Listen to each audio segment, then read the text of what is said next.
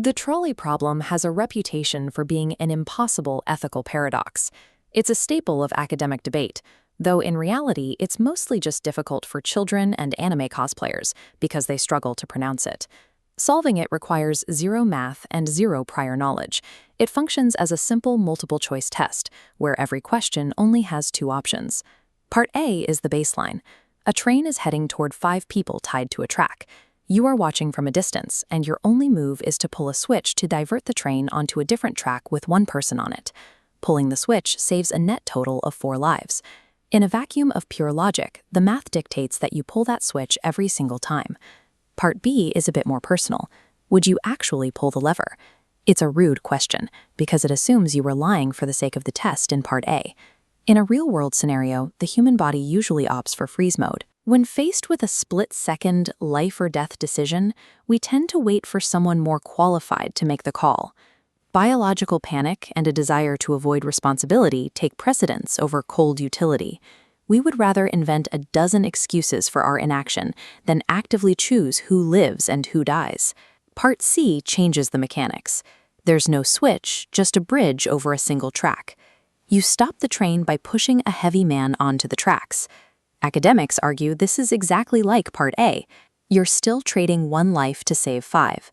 But your gut feeling rejects this plan at high speed. Pushing a stranger is a physical, unreliable act that inflicts a targeted, undeserved fate on someone who isn't even on the tracks. Part E moves the man. He is no longer on a bridge, but on a side loop track that you can activate with a switch. Suddenly, the gut instinct finds the sacrifice acceptable. Using a switch is reliable and less personally aggressive, but the most important change is the victim's location. This establishes the rule of fair game. Standing on or near a train track implies an acceptance of risk. By being in the danger zone, the man becomes a valid target in a way a bystander on a bridge never could. To test the limits of fair game, consider Part F. Pulling the switch derails the train entirely, causing it to crash into a man sleeping in a hammock in his own backyard. The math is the same, but the brain rejects the outcome. Derailing the train creates uncontrolled chaos, and sleeping on private property is the opposite of being fair game. This logic holds up in the transplant surgeon hypothetical. A doctor has 5 dying patients and 1 healthy person in the waiting room. Standard academic logic suggests harvesting the healthy man's organs to save the 5 patients. It's the same 1-for-5 trade as the train. Our moral calculator classifies the subjects differently.